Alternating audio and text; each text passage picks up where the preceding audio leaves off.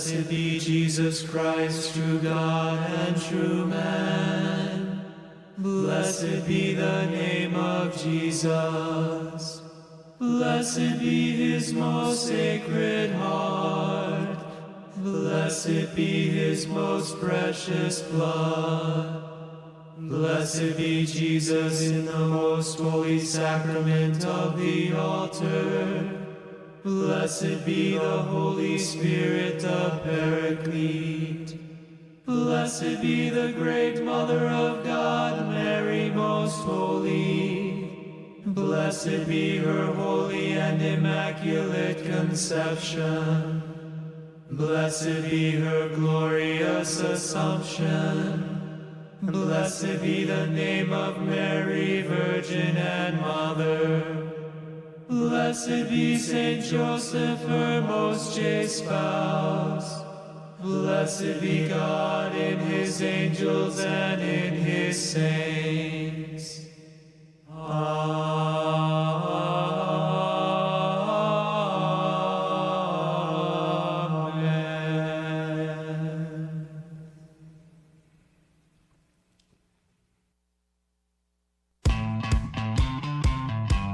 Local, live, and Catholic. Welcome to Morning Offering with Ron and Dave on Annunciation Radio. Here are your hosts, Ron Finn and Dave Vacheris. Well, good morning and welcome to it. It is, after all, Friday. And, of course, we love Fridays. I think that's a universal thing, Dave. I think everybody, when you ask, well, how do you feel about Friday? People pretty much have the same thing. Don't yeah, they? at least those with a 5-day week, right? Yeah, that's right. Yeah. I mean, but here's the thing. We're very thankful for it. I don't know if you saw this in the news. Leo in Rome, Vatican News documentary to be released on July the 1st. So coming up, and this is the third that the Vatican Library has released. Vatican News has released, I should say. The first was Leon de Peru. So that was about his years in Peru. Mm-hmm. Then they did Leo from Chicago. Now this one's coming out, Leo in Rome. Yeah. And then this is to be followed by Leo, the pre-K to kindergarten years. So I'm just saying, like they know they got a hit. So that it's like Superman 8. No, I'm just kidding. Now here's the thing. I'm looking forward to this because, as is obvious, Leon in Peru, that followed his years in Peru. Of course, Leo from Chicago is growing up there. And then this covers the 20 years. Now, he's been in Rome 20 years. Twice he was elected to run the Augustinian order. Right. Those were years spent in Rome.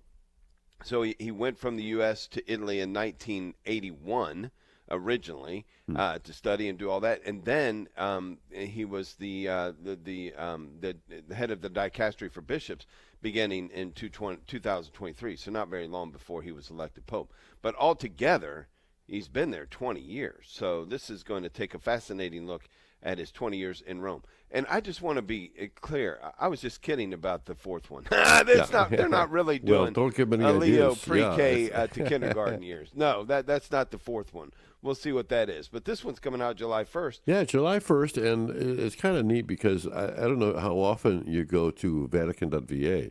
The Vatican News YouTube channel is available, and it's available initially in 3 languages, English, Italian, and Spanish, but will also be made available to international media outlets upon request.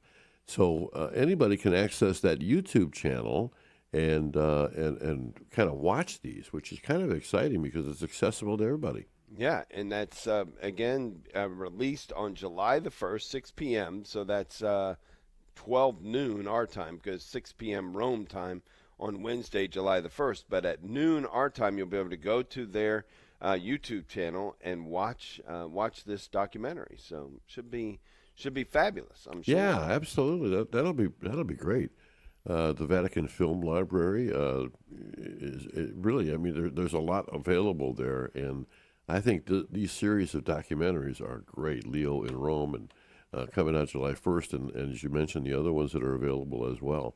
And yeah, I can't wait to see the pre-K through grade 12 or something. That'll be fun. Well, and I know if you ask most people, where has Pope Leo spent most of his priestly life? they would say Peru, but Yeah. it's not true. Right. He's actually spent 20 years in Rome, both running his religious community, studying there prior to that, and then, of course, his time spent as the head of the dicastery for bishops, and, of course, now the years spent as our Holy Father. Yeah, that's right. And of course, while he was there with Augustinian, ruling the Augustinian order, he was literally right next door, so he's been right there at the Vatican for quite a while. Yeah, yep. So there you go. Leo in Rome, going to be released on Wednesday, July the 1st, 12 noon Eastern Time, released on their YouTube channel. So it gives you a little bit of time to find their YouTube channel, all kinds of wonderful things there. You and I take a look at VaticanNews.va every day. Always wonderful information there, always the best way to keep up to date with everything going on in our church and in particular with our Holy Father. Yeah, absolutely. And I'll tell you what, our prayers are with all those affected by, this massive earthquakes that took place. You're talking about a 7.2 magnitude earthquake in Venezuela, and then followed up by a 7.5 earthquake. Oh, my goodness. So the devastation is just, it's terrible. And the U.S. is sending emergency response teams to Venezuela after these earthquakes, and of course the Vatican is reaching out. Chair of the U.S. Conference Catholic Bishops Committee on International Justice and Peace called on the international community to mobilize in support of the Venezuelan people and to send the necessary humanitarian assistance to alleviate their suffering.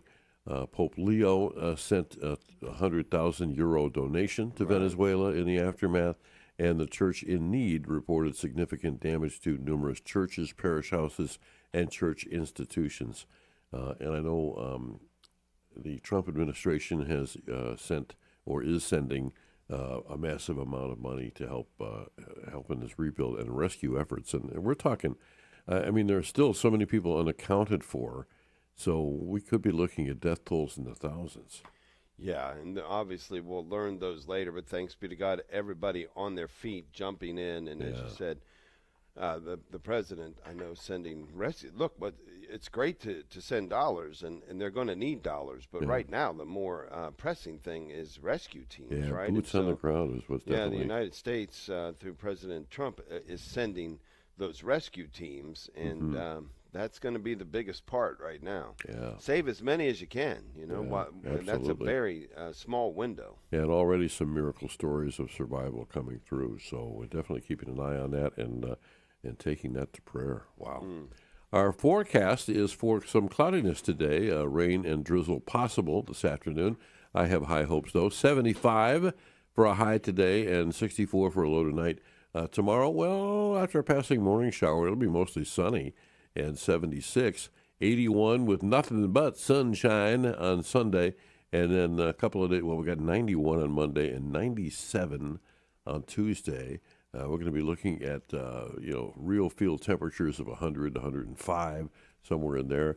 95 on Wednesday, 96 on Thursday, 93 on Friday. You get the idea.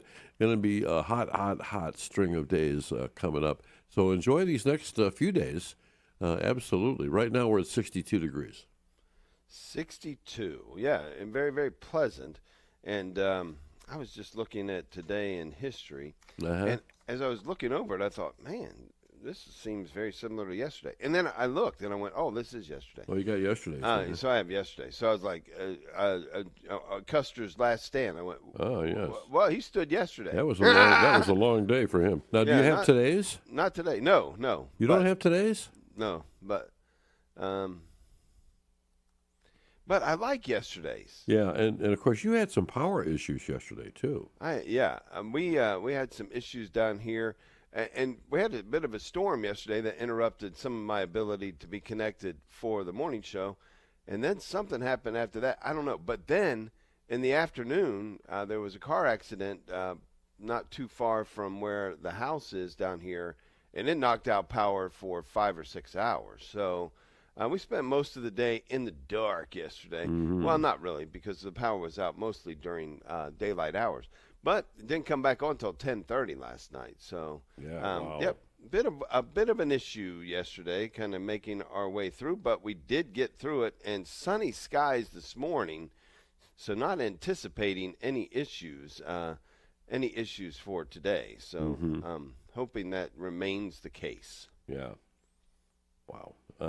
And you never know. No, you never know. Because, again, yesterday, we got through the storm yesterday morning. The storm came early, and it was over before I ever went on the air. And then, bam. And here's the thing. This area in Florida has grown quickly, as most areas in Florida have. It turns out everyone from California is moving to Florida. Did you know that? I did. I didn't know that. I noticed. So like everybody, and I'm walking around saying, "Where are you from? California. Where are you from? California. Where are you from? California." And somebody said, "Aren't we in California?" I said, "No, don't bring California to Florida, because then everybody have to move from Florida. Don't do that. If you all come from California because you don't like California, but you bring California to Florida, how in the world is that helpful? Yeah. Stop it. Come and become a part of Florida. That's the reason you moved here to start with." So in any case, I digress. But a lot of people have moved in here, and I think the infrastructure, and from what I understand, infrastructure means pavement. I'm not sure. I always hear it used in when people say things, and I just want to sound smart. Pavement. Wow. But sometimes it just makes for a bad situation. Anyway, the infrastructure has not kept up with all the people who are moving here, so I think everything is a bit stretched. Wow. And, of course, you never know what's going to happen there, and there's going to be accidents that snap poles and so forth. So, yeah, it's just going to happen. Yep. 'Tis the Kinda the way it season. goes. Yeah, especially as we get, these extra demands on AC. Ooh. Yeah. Going to see a lot of, brownouts, I guess. Brownouts. There Yeah. we go. All right. I've So- got today in history if you're ready for Well, it. I think I am. And, All right. I think there's a lot to talk about in today's Today in History. Including Charlie Chaplin. This date, 1925. The Gold Rush film received its premiere, the comedy featuring Charlie Chaplin in his famous Little Tramp role, a classic of the silent film genre. Have you watched many of the silent films, the non-talkies, Dave? No. I mean, I'm sorry. That's just too hard for me to follow, honestly. Like, I could go back to, what was the fat guy and the skinny guy? Laurel and Hardy. Yeah, Laurel and Hardy. But they were talking. Yeah, they were. Not a lot, but they talked enough. So, all right, here we go. This date in 1945, the United Nations Charter is signed. The United Nations is the world's most important international organization. Well, I don't don't know think about I that. agree with that one, but because actually I think in some cases, a lot of people would refer to the church as an organization, and there may be some others too. But in any case, thankful for the United Nations. That's right. 1948, the Berlin airlift takes flight. The United States and Britain started supplying West Berlin with food and other vital necessities by air. This was right after the Soviet Union's Berlin blockade, which cut off all land and water access. What started as a risky response to a Cold War crisis became one of the largest aid missions in history.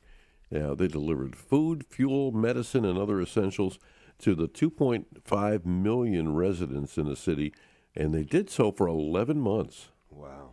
Yeah, and again, you had entire families, communities, towns cut in half, East Berlin and West Berlin, crazy. On this date in 1963, U.S. President John F. Kennedy holds his iconic Ich bin ein Berliner speech. The speech was a welcome gesture of support for the people of West Berlin.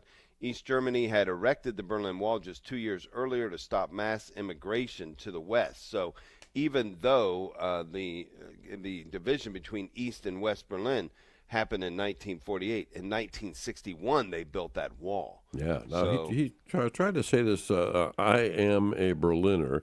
In German, it actually, when you translate it, it's "Where is the restroom?" So I don't know.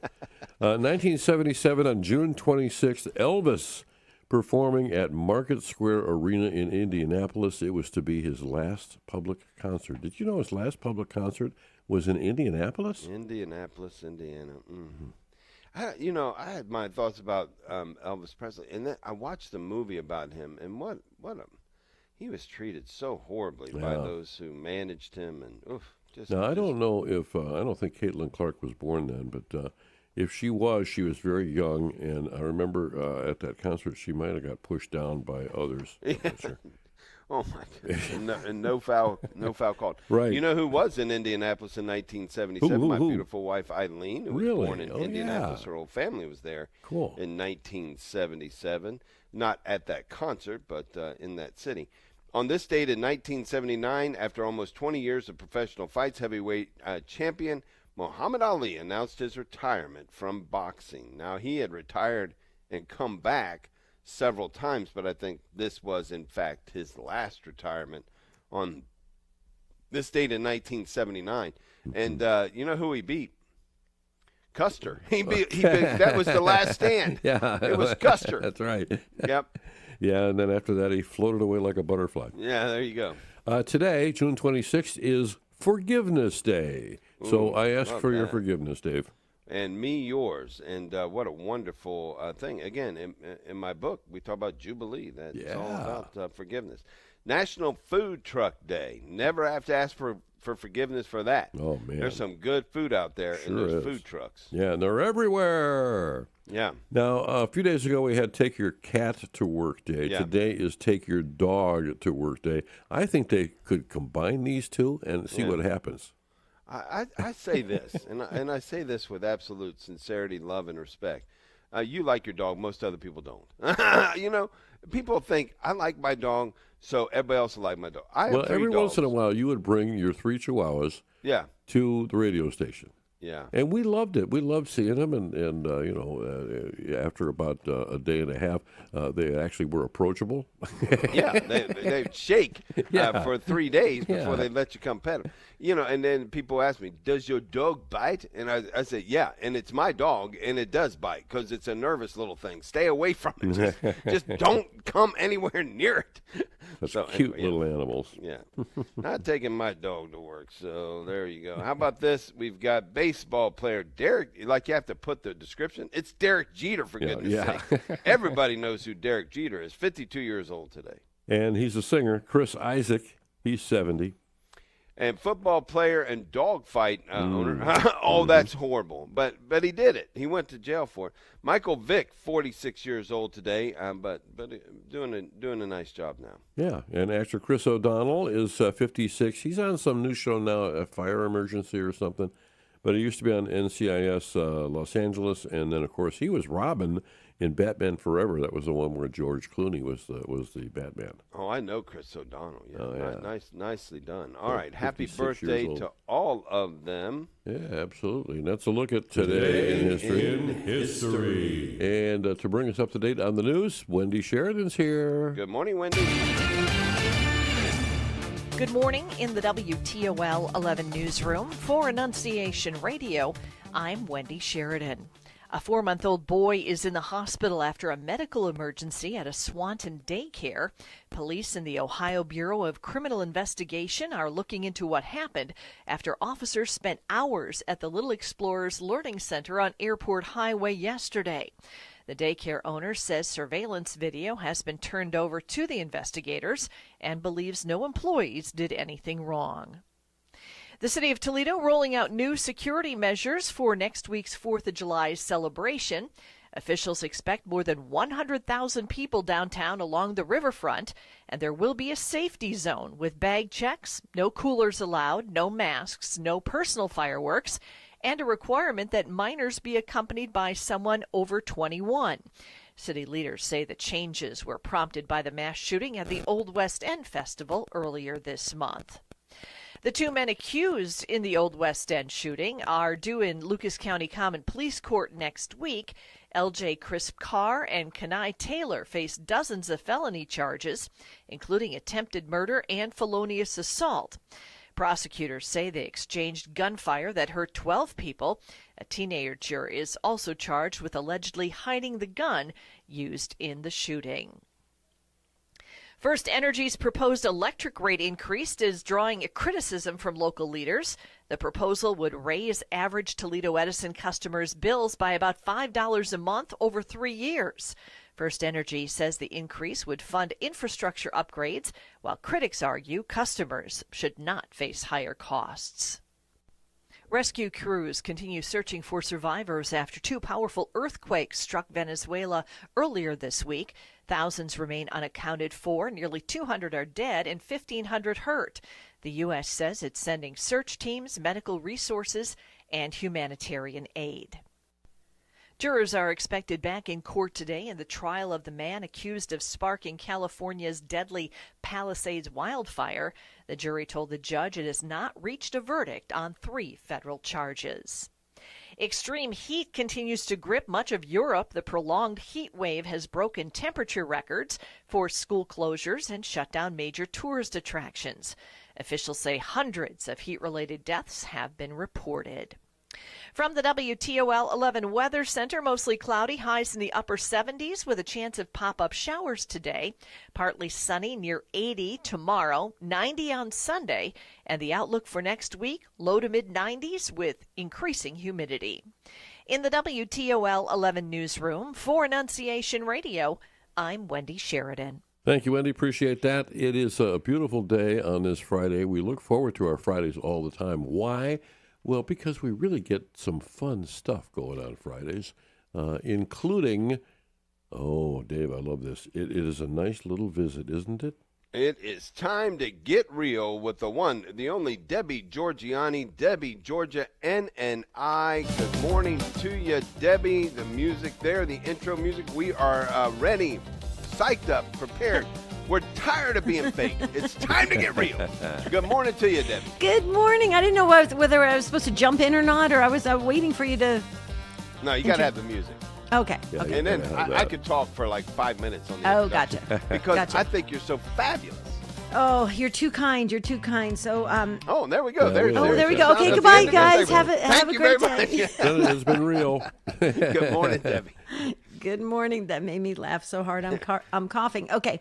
So a couple things. Wanted to make sure everybody tunes in today to Take Two. There's the little plugs here only because we're talking about what or whom did you have to lose before you appreciated it. Okay, so that's a really good one on Take Two today.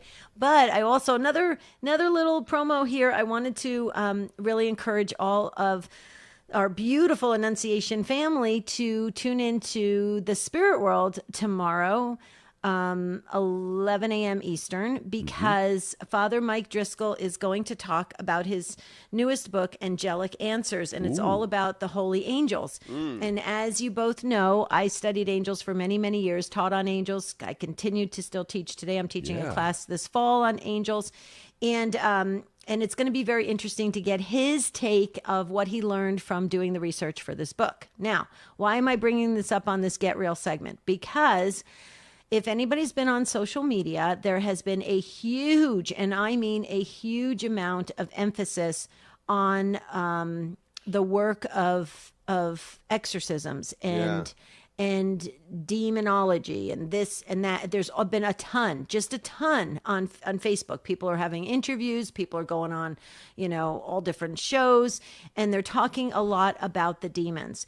And something that I've learned over the years of working with priests that were in exorcism work and other people that are in exorcism ministry, I have learned that we must keep our focus on Christ. We must focus on the good, the true, and the beautiful. Because if we put too much emphasis on all of, seeking out more information or more insights or hidden knowledge of the demons, it's very dangerous, very distracting, and it puts the emphasis in the wrong place.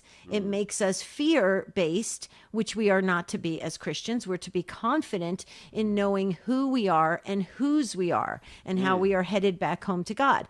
And so that is the main reason we decided to do the show this weekend on Holy Angels, to get everybody refocused.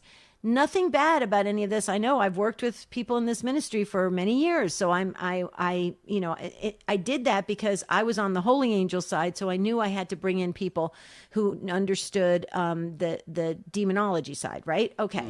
But having said that, there's just been this huge amount of emphasis on social media about the demons, and I can tell you this from coaching.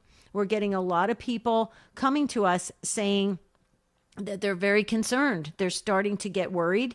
They're not sure what happens when they're in sin. There's been a lot of statements made about if you're in mortal sin, you're going to be, and you die, you're going to be damned to hell. And I mean, there's all these things that are in our teaching, but they're being taken out of context. They're being twisted in certain ways.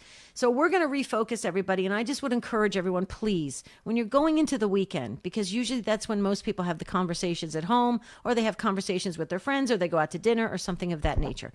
Please talk about God more than the demons.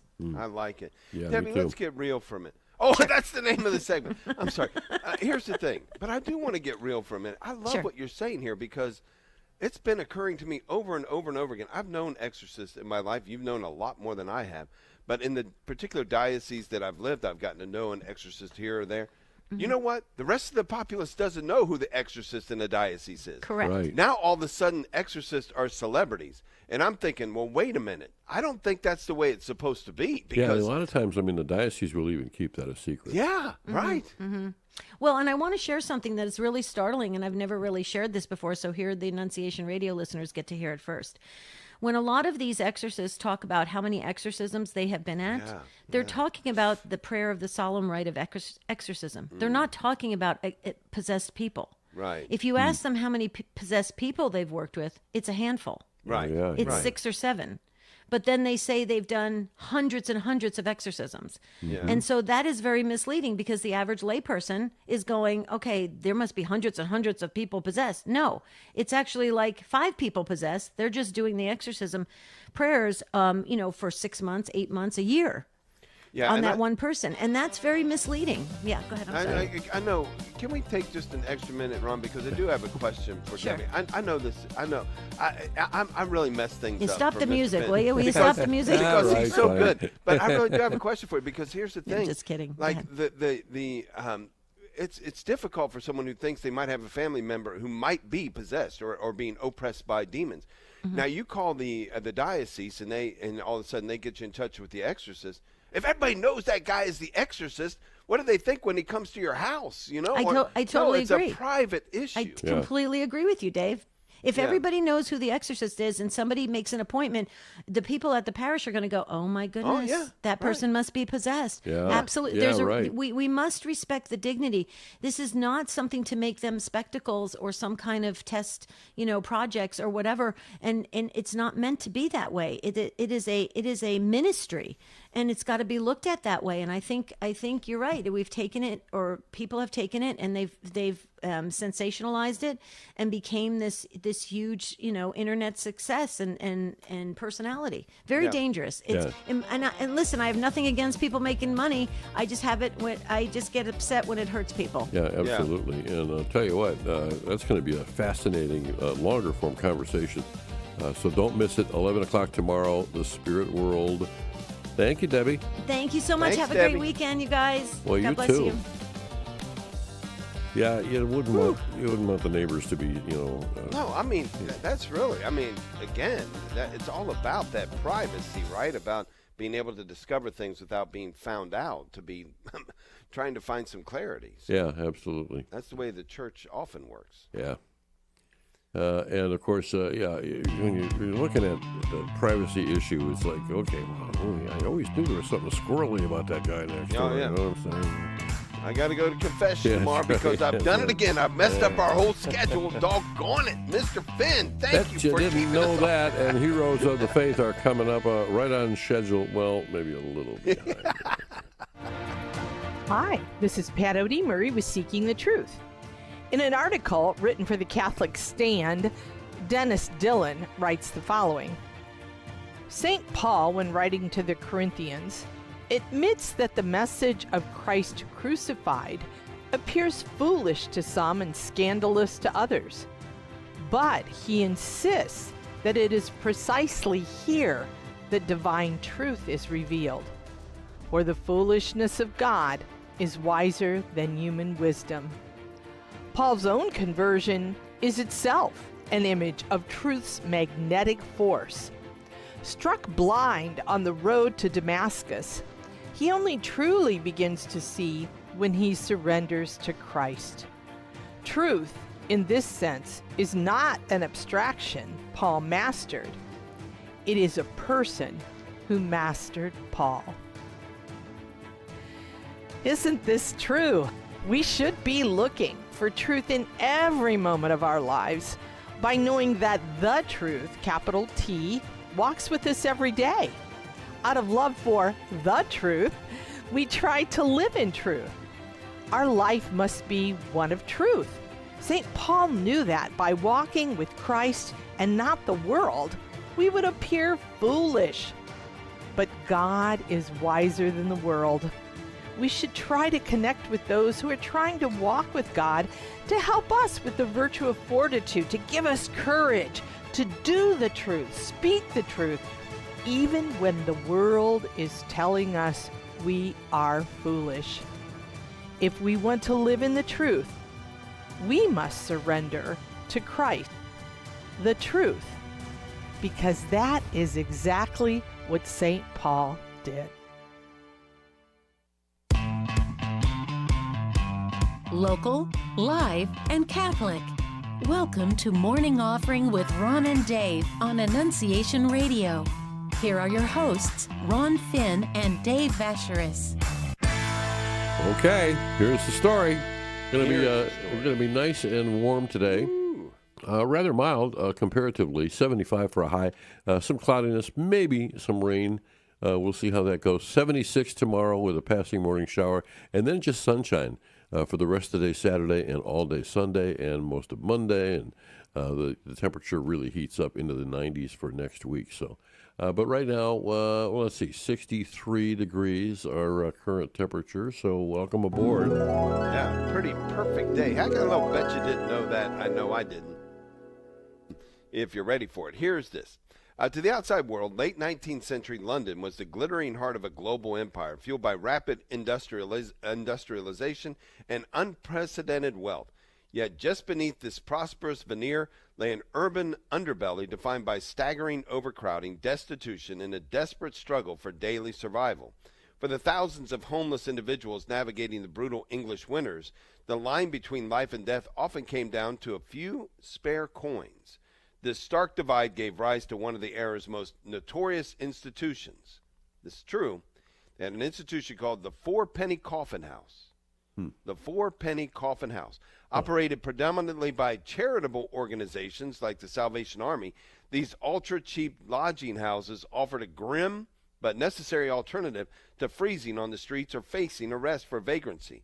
For the price of 4 pennies, a client was permitted to spend the night indoors, provided with a small rectangular wooden box reminiscent of a coffin. So for 4 cents, you got a box inside.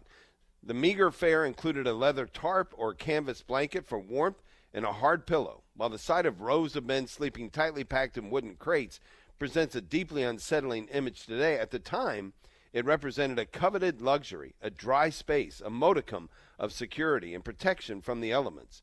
These coffin houses were part of a strictly tiered, commodified system of poverty management designed for the city's destitute. Those who could not scrape together 4 pennies were forced to choose even more precarious options. For 2 pennies, a person could purchase the 2-penny hangover, where clients sat side by side on a bench, sleeping slumped over a long rope slung beneath their armpits. In the morning, shelter attendants would simply cut or untie the rope to wake the occupants. The absolute bottom of the scale was the penny sit-up.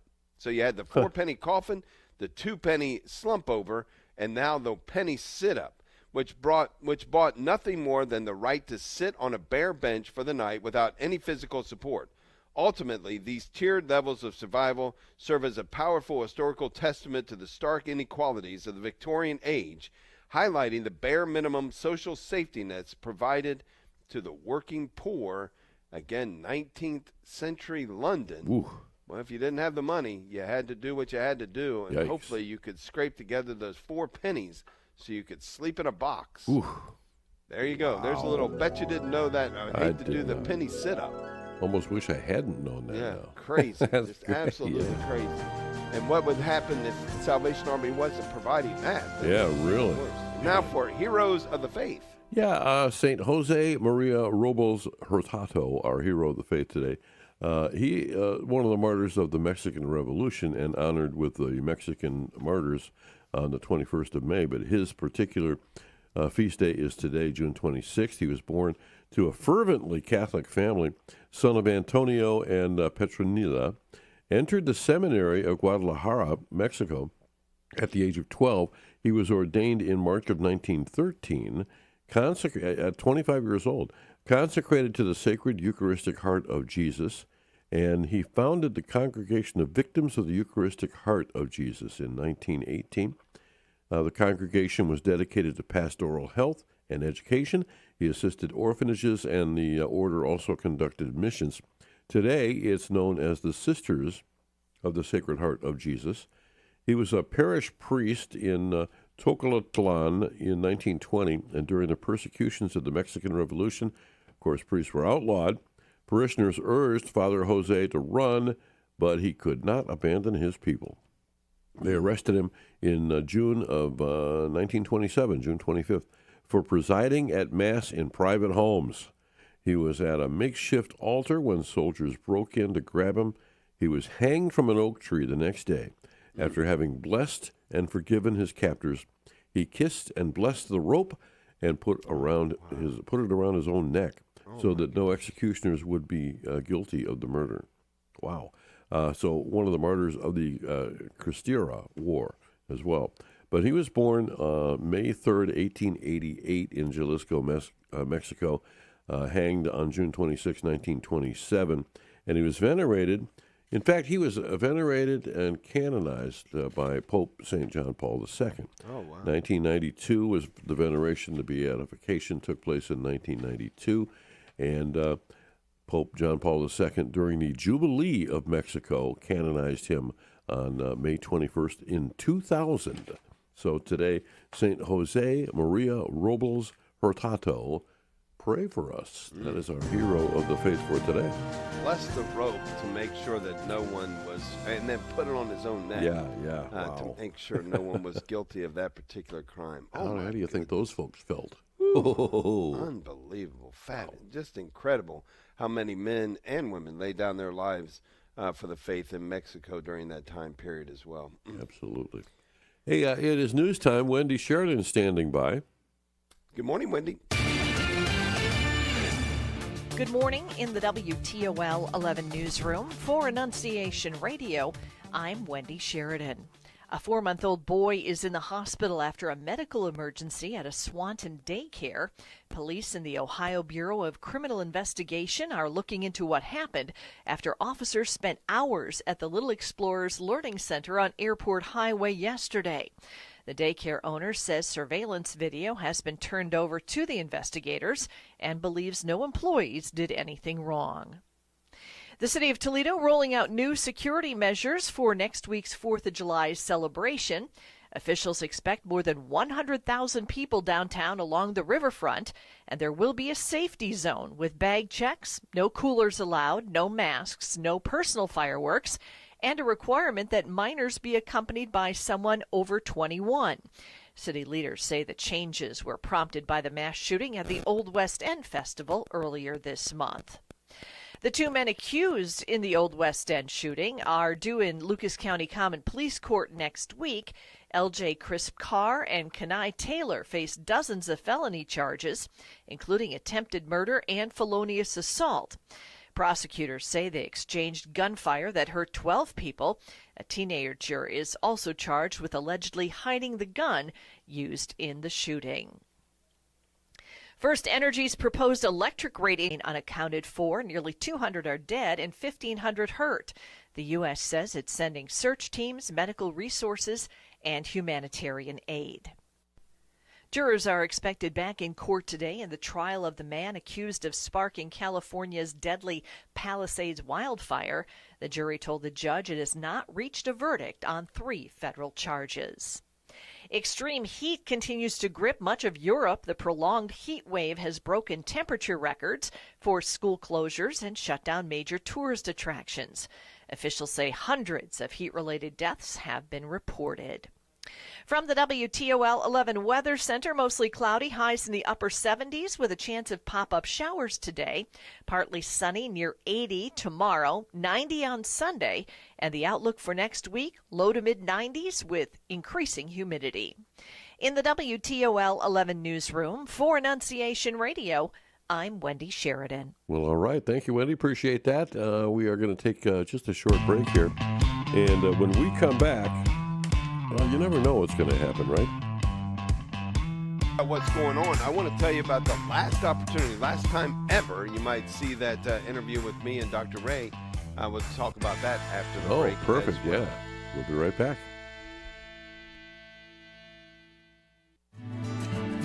Hi, I'm Judy Cole from St. Richard's in Swanton, Ohio, and you're listening to Catholic Radio in the Diocese of Toledo on Annunciation Radio, Faith with Frequency.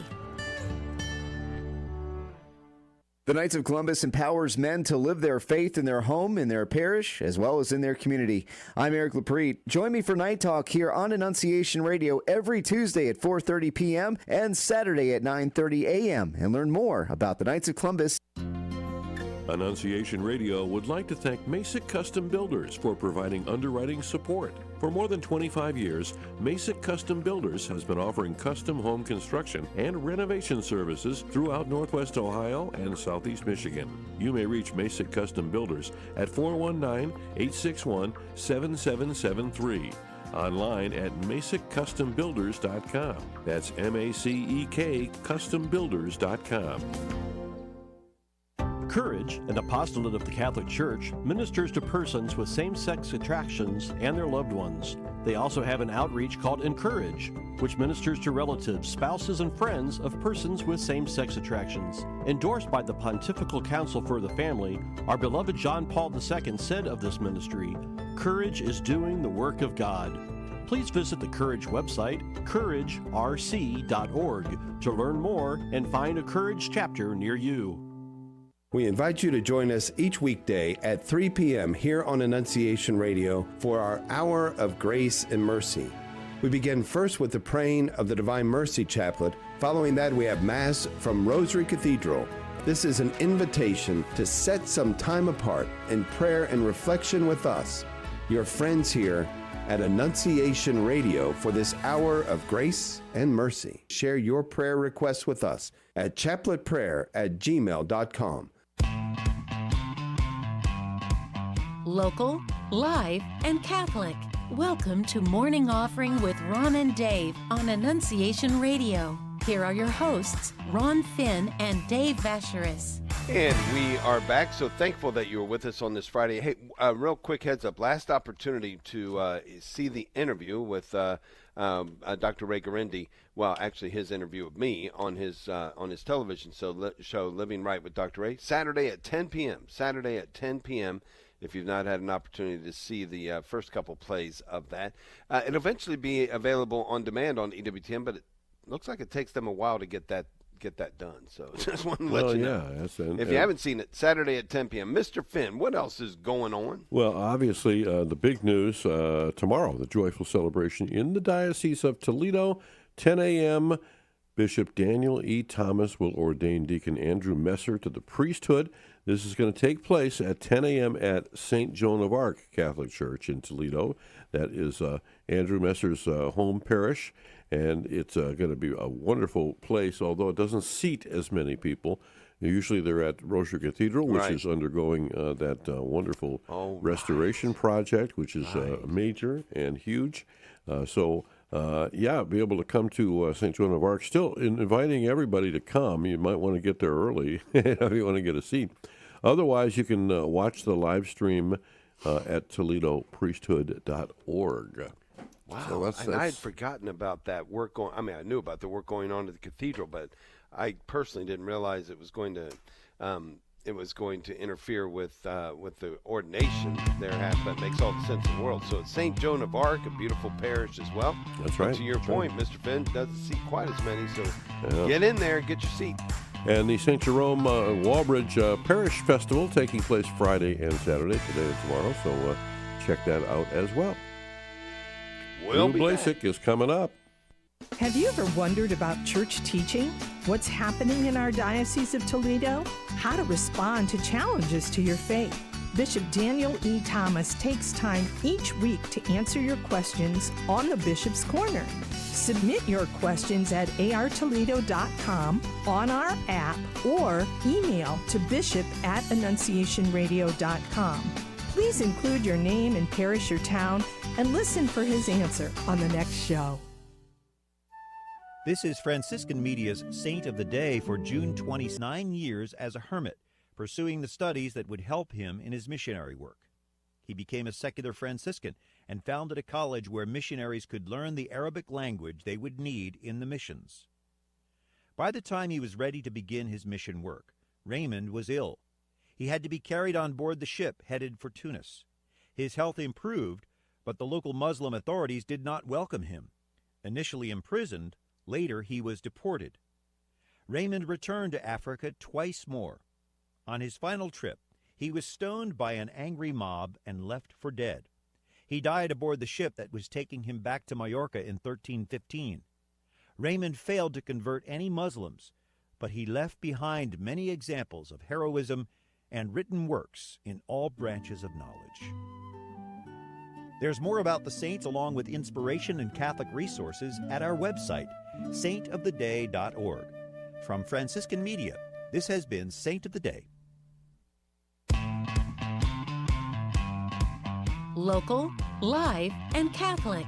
Welcome to Morning Offering with Ron and Dave on Annunciation Radio. Here are your hosts, Ron Finn and Dave Vacheris. Oh, we're so thankful that you are joining us today. And, of course, next hour, Pat Odie Murray will be joining us. Dave will have his word of the day.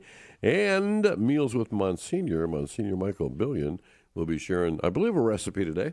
Yeah, looking forward to that, and we'll pick a pop check as well. Right now, it is time for a conversation about faith and finance with the one, the only Drew Blasek. Hey, Drew. Drew Blasek. And I have this question for you real quick before we get started, Drew. And I think listeners are interested in this too. Is Drew short for Andrew or Thomas? Billy, which Billy. is crazy. Yeah, All I right. know. Very good. Good morning to you. So a little story behind that is I always kind of wanted the name Drew growing up, but there's this family friend, a kid was Drew, and he's kind of a bully. Yeah. So I was like, I can't do it, and then I made up one time, like, no, I'm going to do it. Call me Drew. Yeah. So. And your Christian name is Andrew, I assume. It's yeah, my family still calls me Andrew. So yeah, good. Yeah, all right. And of course, does your mom still give you Andrew plus your middle name when you're in trouble? I don't remember the last time I was in trouble with her. I got to think about that. I don't You're know. a beloved son. Yeah, but yeah. So I got some interesting data on houses, home values, which is kind of interesting. And this data comes from 2019 to 2025. So we talk about families have to own homes. If you want to go real extreme in the Catholic world, you want to have productive assets, but it's getting even more harder to even buy a home nowadays because home prices have gone up. Mm-hmm. So this is from 19 to 25. So this is pre-pandemic and then post. So we got principal payments, and we know home prices went up. So principal payment on the house went up 22%. Wow. Well, that sounds like a lot, but that's the least amount of our worries with housing. That's like the smallest. Interest payments went up 35%. Ooh. And we know how interest went up because, and problem about the interest payment, people don't want to put their house for sale because then they have to buy a new house at a higher interest rate. Right. Now we have a massive supply problem too on there. Property taxes went up 31% in that time frame. Ooh. Home insurance went up 72%. Really? And if you think about it, this is all big finance. This is the world of finance that you see these prices going up, the reason for it. Home maintenance. So it's going to get even worse. Home maintenance, 85% went up. Wow. Emergency repairs went up 175% in that time frame. Oh, my goodness. So, and then overall inflation was roughly 26%. So it shows that all the other stuff, especially like emergency and home maintenance, have gone way above the inflation of went up during that time. Well, and I'll talk to. I live in Toledo, Old West End. My property tax went up 125% on a property that's not worth any more than what I bought it for 5 years ago. And I found out the person, if I'm not happy with that, the person I have to argue with is the people who set it 125% higher. I'm like, okay, that seems fair. A lot of people argue about taxes, that when you buy your home, maybe you should be set at that price. Right. The taxes, because it's so artificial. They say it goes up, and then you got to pay the percentage what they say it goes up by. So it's kind of the data shows that in 2025 to own a home, it's going to cost you roughly just under $30,000 a year. That when you're talking about home repairs, you're talking about principal payment, interest payment, just to own the home. Wow, just to own. And if you look at the after taxes, that's roughly about the average salary. About 50% of people's wages are just going to live in a home. Yeah, 50%. Wow. And we didn't even talk about energy. That's not gas. That's not electric. Man. That's not a lot of that stuff that's involved in there. Yeah, and of course the rule of thumb is what, 25%, right? Is what you should have. That's what the old finance rules would say for that. And no longer applies. Change that. But a lot of these those equity companies are buying out these home maintenance places, and so you have this big finance getting involved or buying out these small companies, and that's part of the reason why you saw that 175% increase that you have, like just in home maintenance. So a lot of people with kind of go to YouTube and try to figure out how to do it. Try to do those repairs, but I think that's pretty crazy. Another interesting stat, and part of the reason why home prices went up so much is that before the pandemic, about 5 to 5.5 million homes were up for sale at that time. Now after that, it's all the way down to 4 million. Oh wow! So the supply is just interest rates went up, and the price of homes still went up. And then the actual average pay of what people get really hasn't kept up with that at all. Well, one of the stats I saw, Drew, was from 2020 to 2026, the income needed to buy a home has doubled in 6 years. 6 years, doubled in order to be able to afford to buy a home in the United States of America. Right? I remember that one stat they said to live, if you do the calculations of all the inflation, all the prices went up, to not live in poverty, or I forgot the exact wording. You have to make $140,000. Oh my gosh!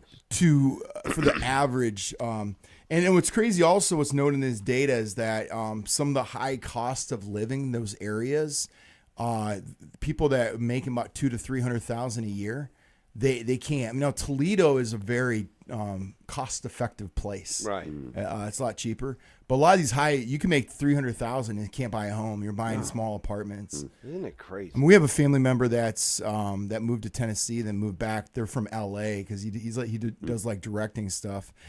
And their house, I forgot, it was like over $1 million. But you're looking at a house here, that $1 million home in California.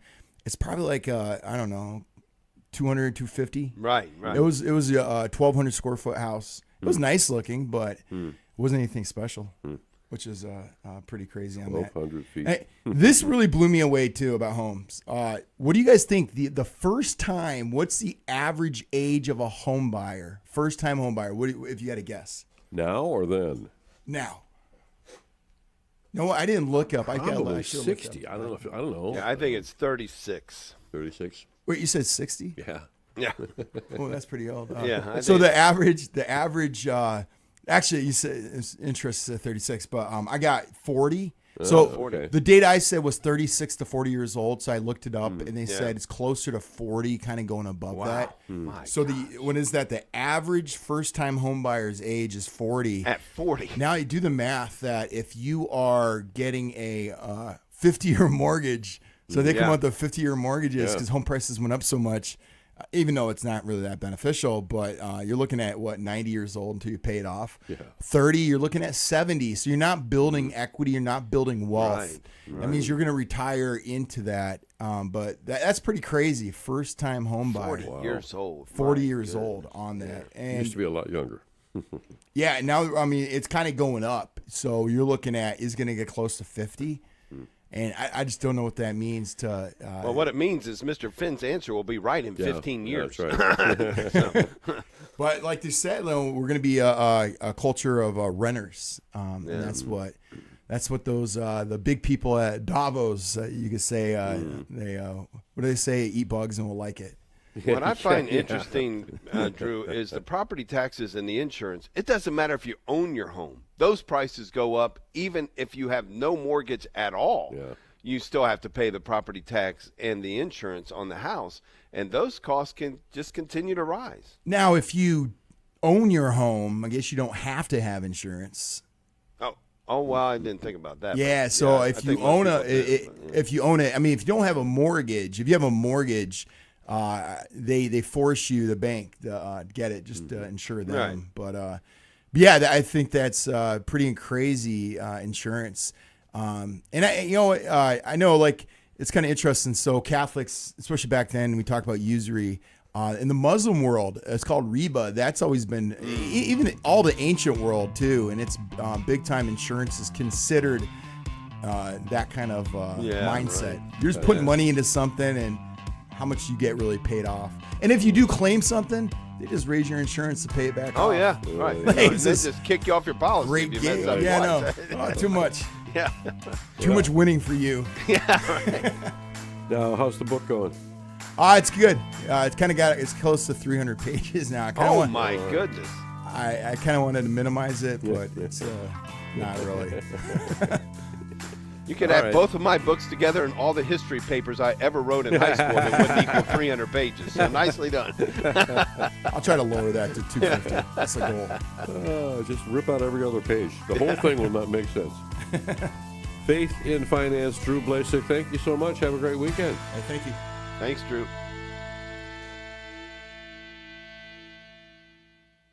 People are talking about Annunciation Radio. There's so many things the regular media brings to you, and then you hear the Catholic radio version of it, and it's a whole different ballgame. Faith with Frequency, Annunciation Radio. Annunciation Radio wants to thank Archbold Furniture Company for their underwriting support. A faith-filled company with roots in the local community, Archbold Furniture has been manufacturing solid wood furniture since 1900. They build the furniture and partner with premier Amish finishers where it is hand-finished to match the decor of your home or office, offering everything from beds and dressers to cabinets and dining room tables. To learn more about their products and to look at their virtual showroom, visit archboldfurniture.com. It's amazing how uplifting God's Word is. He reveals that life has a purpose, that our sufferings don't come to stay, they come to pass, that we can do all things through Christ who strengthens us, that His love defines us, not our flaws. St. Paul had an amazing attitude in prison. Want to know why? Because he preached those truths to himself all the time. And whenever self-defeating negative thoughts popped up, he'd choose to dwell on the Word of God instead. Listen, not every one of your thoughts gets to vote. Not every one of them matters. Not every one of them is valid, but God's Word always is. And He didn't reveal His Word to you so you'd wait for someone else to preach to you in hard times. He revealed His Word to you so you start preaching to yourself. You know whose job it is to remind you of the truth? Yours. If you're always looking to everyone else to do that job for you, you're going through life way too needy. Preach the truth to yourself. This is Chris Stefanik from RealLifeCatholic.com. Annunciation Radio produces more local programming than any other Catholic radio station in the country. And not only can you listen live to Morning Offering, The Virtuous Life, Bishop's Corner, Say Yes to Life, Faith with Reasons, and other great programs, you can also access them on our website and YouTube channel. Visit artoledo.com for the full list and links, and listen anytime, anywhere.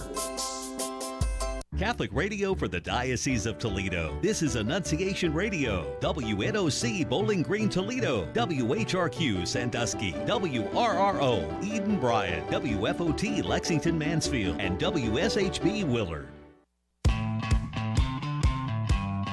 Welcome to Morning Offering with Ron, Dave, and Pat. Live from the Annunciation Radio studios, Morning Offering presents a Catholic way to start your day on the Ave Maria Radio Network. Good morning, good morning, good morning. Happy to have you along on this Fabulous Friday. We love our Fridays. It's Ron Finn, Dave Vasheris, Pat Odie Murray. How are you guys doing? Fabulously well. How about you, Mr. Finn? Couldn't be better. Doing fine. And you know who's back, don't you? Who is back? Matthew Handley's back. Oh, Matthew is back with the news. We have news today. So, All right. we will have some news. Matthew, we missed thee. Yeah, well, and of course, we've got a big hour coming up, and we have a whole lot to talk about as we go through the day today. So yeah, including a Meals with Monsignor, and we're going to pick a pop check, and I've got a little fact or fiction for you. So all kinds of things in addition to Matthew's news this morning. And let's get to it. No, that's not it. Yeah, I don't know. He is here somewhere. All right, we're going to find him. We're going to find him. And I bet he'll be talking about the consistory today. We've got the consistory that began at the Vatican today. The Pope Leo, not the Pope, like he's Pope Leo the 14th. He called all the cardinals in. This is an annual event now in the church, calling the cardinals in for a conversation that began today, of course, hours ago, since we're 6 hours behind Rome. That's right. And will continue through tomorrow evening. Yeah. Yeah. See what happens with that. Absolutely. All right. Well, we know that he's ready to roll here, so we're going to go ahead and put him on. I think. Let's see. Matthew Handley. Wow. Good morning, Ron, and good morning, everyone. It is Friday, June 26th. Here's what's happening. The death toll is rising after two major back-to-back earthquakes struck Venezuela on Wednesday. At least 188 people are dead, with that number expected to continue to rise as many remain trapped under the rubble of collapsed homes and buildings. Venezuelan President Delcy Rodriguez has declared a state of emergency. Bishop Pablo Modesto Gonzalez of the Diocese of La Guaira told Vatican News that most of his city is without electricity and many walls in the local seminary have collapsed. Elsewhere in the country, Archbishop Raul Biord of Caracas told Vatican News that several parishes in the cities have opened their doors to people who lost their homes so they could spend the night in parish churches. Archbishop Luis Marin de San Martin, the papal almoner, has announced they are donating 100,000 euros for humanitarian efforts. President Trump and House Speaker Mike Johnson had a meeting at the White House Thursday night. Afterwards, Johnson said he and Trump talked about members of the House Freedom Caucus, saying they will oppose any procedural rules until the Save America Voting ID Act passes, effectively stopping all business in the U.S. House. We're on exactly the same page. He wants to ensure that we stop any blockade in the House. Congress has work to do, and that's what we're going to do. After his meeting with Johnson, Trump indicated he agrees with Johnson and posted, quote, House Republicans should unify and stop voting down rules or threatening to do so, adding no more grandstanding, please. On Wednesday, Trump said he would not sign a bipartisan housing bill until the Senate Save America Act was passed.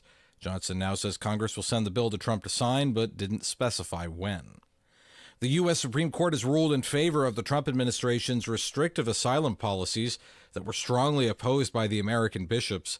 One ruling allows the ending of temporary protected status for Syrians and Haitians who can now be deported. The other allows the government to turn away asylum seekers at the border. In a statement to EWTN News, Anna Gallagher, the executive director of Catholic Legal Immigration Network, said, as Catholics, quote, we believe in a God who weeps for our suffering, who is concerned for the fall of the sparrow, for the least of these. And the jury is still out and in the second day of deliberations in the trial of Jonathan Rinderknecht, the man accused of starting the Palisades fire. News Nation's Nancy Liu is in Los Angeles with more. For now, there are no indications that this jury is even close to a verdict in this case, with the panel considering nearly 2 weeks of testimony and evidence. The defense says there is no witnesses who say Rinderknecht lit the fire, and he in fact did call 911 several times when the fire broke out. The Palisades fire killed 12 people and destroyed thousands of homes. Deliberations resumed this morning. I'm Matthew Handley and Ron Finn. That is the news this morning. Well, it's good to have you back, Matthew. Thanks for being here. Yeah, hey, and a lot going on as we talked about right before the news. The gathering there in the Vatican with all the cardinals, stated purpose of 4 points that the Holy Father wants to cover with them. But he said, "I need your freedom." He said to the cardinals, "I need your freedom, your frankness, and your loyalty. Sincere counsel is always an act of communion." Look, I think the one thing we can do in this regard, Pat, is we need to pray for those gathered because they are covering some pretty important things, and we want to make sure that they are hearing, at least as far as we're able to, praying before the Lord, that they're hearing with clarity from the Lord himself. Yes, exactly. That's always my big thing when we were doing the synod, So it's so hard to take your will away from the will of God. I mean, to separate the two. Right. Is this what I want, so I think this is what I'm hearing, right. or is this really what the Lord is asking of me? And leaders in the church struggle with the same things. Of course, yeah. They are people. They have their own bents, their own thoughts, and so it takes a lot to get in tune with what the Lord is asking of them. And so I think you can't go wrong when you stay grounded, obviously, in the scriptures, and open up your heart to the Spirit. But what they're going to be talking about, I think, is certainly very important. Again, how we carry these out are always the issue, right? The idea that they're going to reflect on the world in which the church is called to proclaim the gospel, situational awareness, right? And I'm going to be talking a little bit about that in my chat with Pat for Monday. But also they're going to examine implications of culture of power and the civilization of love. Again, these are very broad. So, the practicality of them is always the issue, right? Obviously, he wants them to reflect on his new encyclical and how that impacts their local churches. And so the idea that the church, what contribution can the church make to the common good of humanity? Boy, I mean, I'm looking at these and I'm thinking one of these would be a weekend of conversation. Right.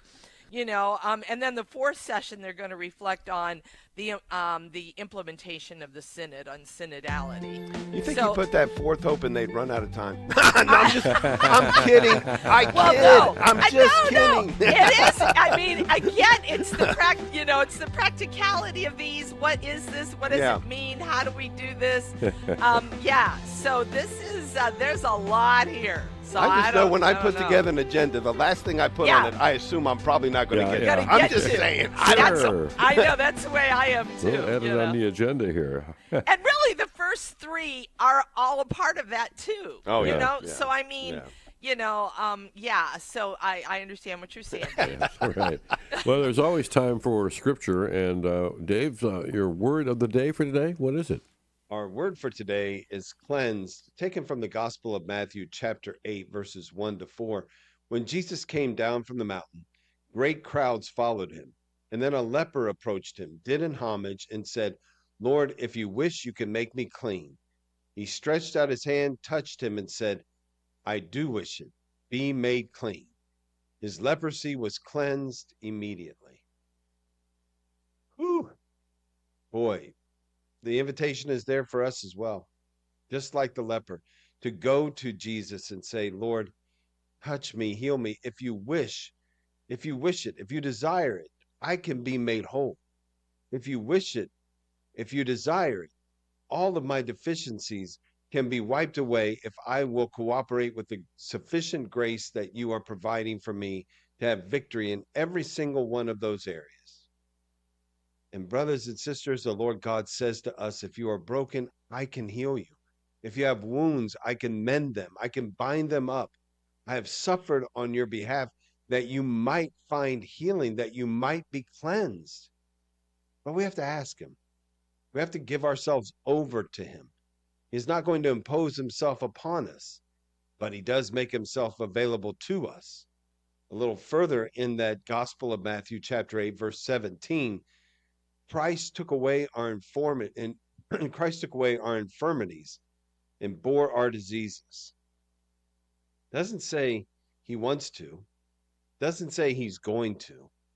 It says he did. It says that he did. He took away our infirmities and he bore our diseases. He took it all to the cross, brothers and sisters. Every single broken thing within us. Every single sin we've ever committed. In our minds, in our thoughts, in our deeds, in our actions, everything. He's taken it all. He took it all to the cross and he weighed it and he knew it. That's what he was experiencing in the Garden of Eden, seeing the sin that we would commit. Unfortunately, seeing the sin that some of us would commit and never confess to him, never give over to him. He took those too. He took not only the sins that would one day be confessed, that he might follow, that he might provide healing sufficient to cover those. No, Jesus took them all. Even the ones that he knew no one would ever confess. He took them anyway so that that possibility of confession would always be there. There's nothing that Jesus left short. He covered everything for us. He covered everything for us to overflowing. And so when you think, oh, I could never ask Jesus to forgive this or to forgive that, certainly he wasn't talking about this sin or that sin. Yes, he was. Yeah, he was. He already paid for it. Again, he's not going to pay for it. He's not thinking of paying for it. He's not willing to pay for it if you ask him. No, he already did it. He took away our infirmities and bore our diseases. So now it is up to us, knowing that he already paid the cost for that, to go to him and say, Lord, I receive the gift that you have given to me. I receive what you've given already, given your life, every ounce, every drop of your blood, that I might be free. Now I receive it, that I might be cleansed, that I might be healed, that I might be made whole, and that I might be able to come in to your kingdom and enjoy an eternity with you because of the great sacrifice you have already made, the great decision that you made long ago, that I was worth it, that you loved me even that much to do that for me. Cleansed, our word for today. Lord, cleanse me of my infirmities and sins. Ooh. I love that. I love the way the leper says that. You know, if he doesn't say heal me, he says, I know you can. Right. If you wish. And so that reminds me of the three guys in Nebuchadnezzar's fire. I know our Lord can do it. Right. I don't know if he will. If and he'll choose to, Yeah, and I know that's kind of always been my mantra, and I always think those two are so connected when you really look at them, right? Faith means you don't know the outcome. Yeah, and that you trust. He's God. You got to leave it up to him. I've gone to war with him, and it doesn't work well. No. Monsignor Billion coming up. This is Dale Ahlquist with a Chesterton Minute. Have you ever heard someone say that they could never be Catholic because the church is so narrow, so restricted and confining? G.K. Chesterton says, the Catholic Church is larger on the inside than it is on the outside. What does that mean? It means that becoming Catholic does not mean becoming something less, but becoming something more. It means that the prison is on the outside of the church, and the freedom is inside. It also means that the Catholic Church is larger than everything else.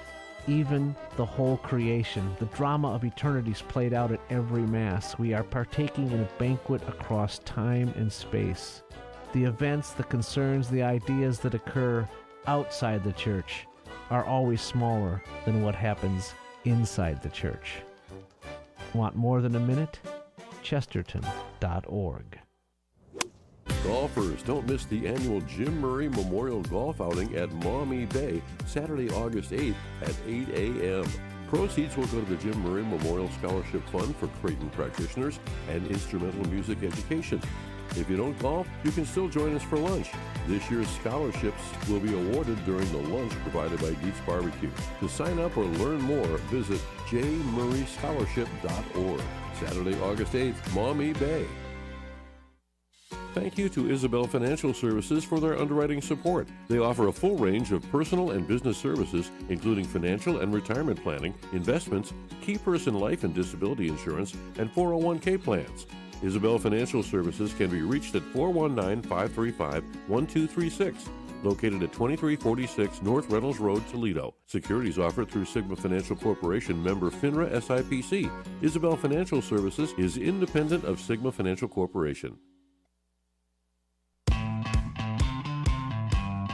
Welcome to Morning Offering with Ron, Dave, and Pat.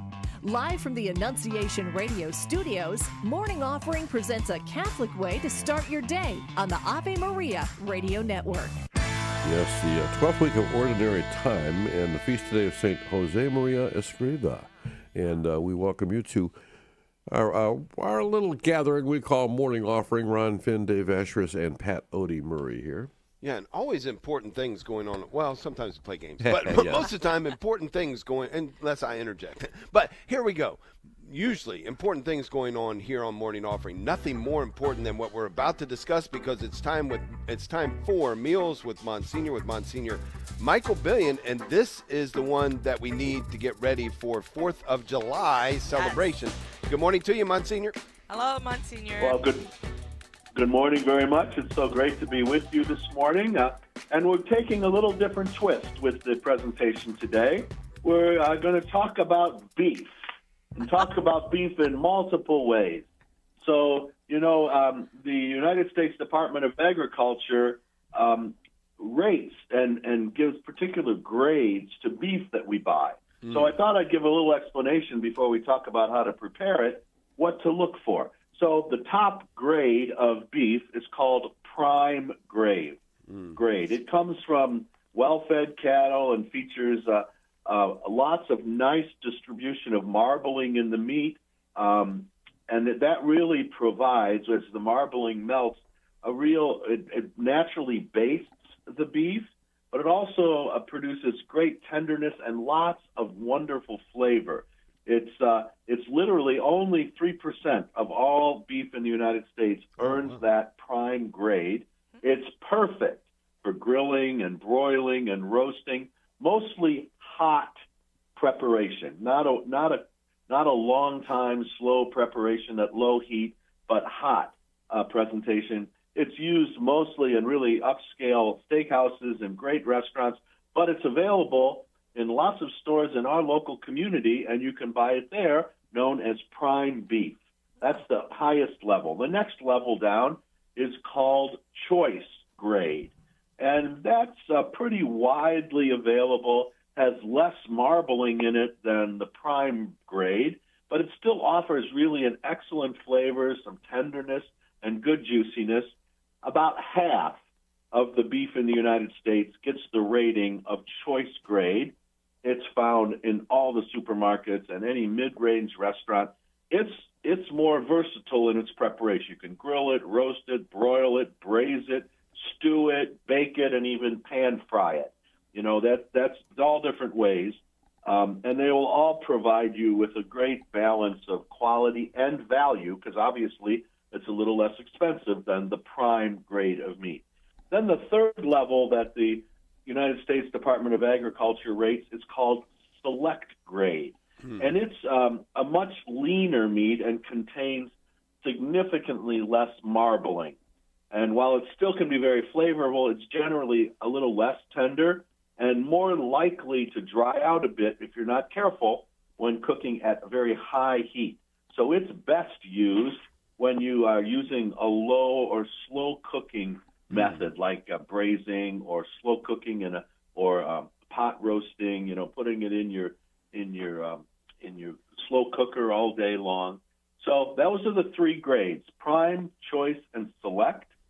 The marbling difference is very abundant in prime. It's kind of moderate in choice, and it's slight in select.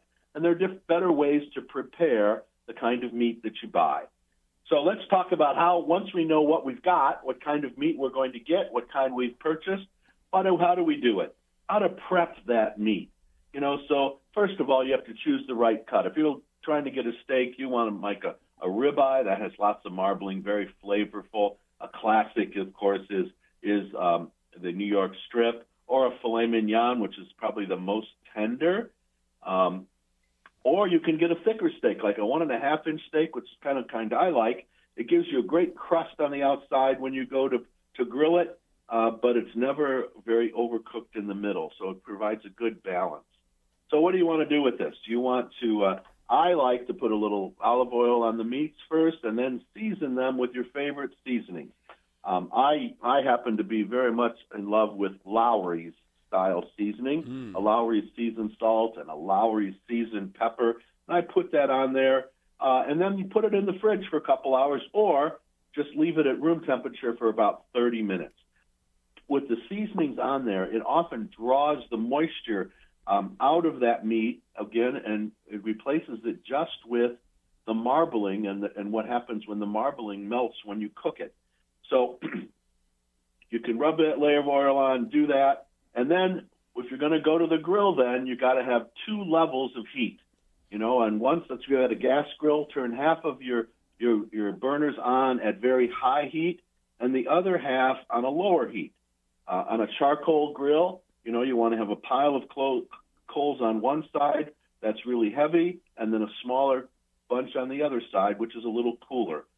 So when you put your steak on there, you want to start it at the very hot side, around 500 degrees on your gas grill for a minute aside. That way you sear the outside of the meat, and you encapsulate then the flavors. The marbling, when it melts, it isn't just going to drip all over your grill, but it's going to flavor the meat in a beautiful way. So minute on a side at 500 or 550 degrees, then move it over a little bit to the cooler side, and let it grill then slowly over the less high heat. This really allows the steak to cook very evenly and get it to the temperature that you really want it. Now, how do you like it? How should you have it? Well, if you like a rare steak, you should get that about 110 to 120 degrees. A good friend for a griller would be an instant meat thermometer. You don't have to leave it stuck in there all the time. It's a little thermometer. You just stick it in, get an instant temperature on that. And so 110 degrees, medium rare would be about 125 to 130 degrees, medium 135 to 140, well done 145. Now, obviously, the less you cook it, you get it more on the rare, medium rare side. The more tender it's going to be, and more succulent in a way. It doesn't dry out as much when you cook it in a rare or medium rare place. Always take it off the grill 5 degrees lower than you want it, because as you let it rest, and you should let it rest about 5 minutes before you dive into it, it will continue to cook. So you got about 5 more degrees after you take it off your grill. And that 5 minutes of resting really allows the muscle fibers of the meat to relax a little bit. And really then the juices inside, because it's seared in there, it just redistributes them throughout the whole meat. Then slice it and just enjoy a steak that way. So it's beautiful meat, but you got to know what you're going to start with, and then know what to do once you get it, how to care for the meat, and then how to grill it, particularly on the holiday of 250 years of our country coming up this next week. So you want to be ready for a good outdoor meal to celebrate Independence Day. Okay, I have Pat, a question. I'm sure. How many questions do you have today? Well, you explained it very well, so I feel pretty good about this. But I do have a question. I'm looking at the ways you can cook. I understand I've never braised anything. Braising. What is braising?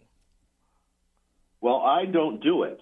Oh. But I know a lot of people do. Okay. When I'm cooking a steak, I almost 100% of the time do it on the grill outside. Yeah. Uh-huh. I think that's the finest way to enjoy a good steak. Okay. But again, if you're it's a little slower cooking, a braising. Okay. On there, it's in between broiling and stewing. Oh, so it's something you would do before you put it on the grill. Well, yeah, I don't. I think you should put it on the grill. Right. I don't do that. I'm going to give you the best way. You stick with me if you want a good steak. You forget the braising. Olive oil it. You season it and you let it rest. Get it to room temperature and put it on the grill at 550 degrees. And it'll be beautiful. So it's 145 for well done, 135 for medium. What's medium rare? Medium rare is 125. That makes sense. And rare is 110. All this on our website, artoledo.com. Thanks, Monsignor. Bye, Monsignor. Annunciation Radio would like to thank and acknowledge the law firm of Klein, Cook, and Weisenberger, located on Route 20 in Perrysburg, for underwriting a portion of our programming today. The firm specializes in estate planning, with a focus on simplifying estate plans to keep costs down and avoid probate when possible. You may reach Matt Weisenberger at 419-321-6444, online at ccw-law.com. Thank you for supporting Annunciation Radio. Shop with a purpose at your St. Vincent de Paul Toledo thrift store, now located in the Airport Square Shopping Center, right next to Pet Supplies Plus at Airport and Reynolds. Shop and save on a huge selection of quality, gently used clothing, housewares, and lots of unique finds. Every purchase helps us help our neighbors in need. We welcome your donations of clothing and other items. The St. Vincent de Paul Toledo thrift store, Airport at Reynolds, open for you Monday through Saturday. Experience the incredible story of a woman who Time magazine named the most influential Catholic woman in the United States. Rita Rizzo, the future Mother Angelica, grew up in a working-class neighborhood in Canton, Ohio during the Great Depression. Rita's father abandoned the family before she was 5 years old. Her early years of trial were compounded by a debilitating illness until she was healed by Jesus through a woman named Rhoda Wise. That healing set her life on a course that would ultimately change the world. Learn the amazing story of Rita Rizzo at the Mother Angelica Museum in her hometown of Canton, Ohio. Go to www.motherangelicamuseum.com. Be inspired. Plan your visit now at motherangelicamuseum.com.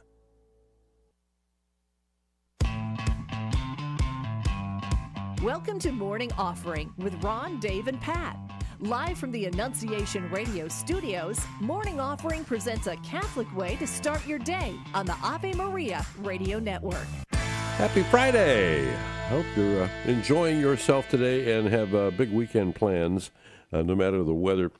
Coming up, of course, a chat with Pat today. We're going beyond Sunday with John Melnikoff, I think is how you pronounce it, right? I would go with that. Yeah. Yeah, and then of course we pick a pop check today. I don't know, Dave. Do we want to spin the wheel now or later? We're gonna spin the wheel a little bit later because I actually want to jump in. It's time for Fact or Fiction, but I want to ask you guys this first. Okay. Again, I want to remind people everything that Monsignor Billion just covered is on artoledo.com. Click on Morning Offering. Bam. Go to recipes. He's got all of that information laid out for you as you get ready for your 4th of July celebration. Pat first. Ordering a prime grade steak, so going to Mancy's. I mean, getting a nice steak. How are you having that? How are you having that steak prepared? Are you a rare, a medium rare, a medium, or well done? Medium. Medium. You're medium. Okay. Even on that prime steak, even on that best piece of meat, you're medium. Yeah, I don't like to see blood on my plate much. Oh, okay. Yeah. I get that. Mr. Finn? I like the medium rare. Yeah, I'm going medium rare. On that steak, now you go to the next one, the choice grade, I'm medium all the way. You know, so as we go down the list to the lesser cuts of meat, I'm getting more well done, you know. But when it's a good, solid, fabulous piece of meat, I'm going medium rare every time. And I'm not a connoisseur of steak, so I just go medium across the board. Well, I like to do grilling, and a lot of times, I mean, what are you going to do? You're going to burgers, hot dogs. I mean, a lot of things you can grill, obviously, but there's nothing like putting a steak on the grill. So I'm with Monsignor on that. But man, I really appreciated it because I'm doing it all wrong. Yeah, and he just told me how to do it, and you know, I gave exact meaning to the term burn steaks. So I'm going to burn steaks this afternoon. Yeah. Do you braise, Ron? Do you braise? No, your I steaks? don't. No, okay. I can't. I don't even know what that if I can't spell it well, I don't really do it. So. Yeah, there's no such thing as slow cook in the Basher's household. It's like if I'm cooking now with Eileen, you're throwing it on the grill. Now, here's the thing. I'm 60. I've never heard of this idea, and maybe I'm a minority. This idea on a charcoal grill, which is what I prefer, having stacking the charcoals on one side of the grill and then leaving the other side with a lesser amount to keep it cool. I'm going to do that from now on, but I had never heard that before in my life. Makes all the sense in the world just had never heard that. So a lot of stuff we know that we didn't know before. Yeah, love that. He is a good griller. Yeah. So he knows his stuff. I've had some of his meals. They're wonderful. Yeah, and I know, like, you hit the lottery when you get invited to have a meal with Monsignor Billion, and you've hit the lottery many times, Pat. So here we go. Hey, this is a fact or fiction. Pat, you're the only one giving answers today. Oh, I am? Yeah, and this is the reason for it. We had a Getting to Know You segment yesterday about Mr. Ron Finn. Yeah. And our fact or fiction is going to be all about recall, about that conversation about Mr. Ron Finn. All right. Now, normally I ask the question, and then I tell you whether that statement was fact or fiction. Well, the better person to do that this time is Mr. Ron Finn. So, Mr. Ron Finn, I will be making the statement. Pat will tell us if she believes it's fact or fiction, and then you do the dryer sound or the bell or whatever, but you announce whether she is right or wrong. Are the two of you ready? I can be afraid, be very afraid. Yeah. Well, Ron, if you were like me, you could still answer these questions because you wouldn't be sure. You know? That's right, yeah. It's like, I can't remember. Did I say that? Did I do that? Yeah, okay. And these were all the buzzer. These were all part of the conversation. Here's the first one. While growing up, Ron and his family were members of Rosary Cathedral. That is fact. Oh, yeah, it is. Yep. So you were but you also belonged to St. Anne's. Yes. Well, no, officially, I belong to Rosary Cathedral. Oh, okay. But across the street was St. Anne's, and all my friends were there. And that's why you celebrate. That's why you were also altar boy there. Yeah. Good stuff. Okay, there's one point. Okay.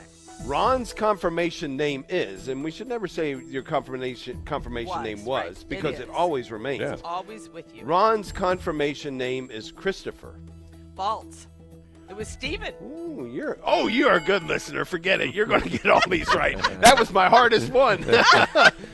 All right, here we go.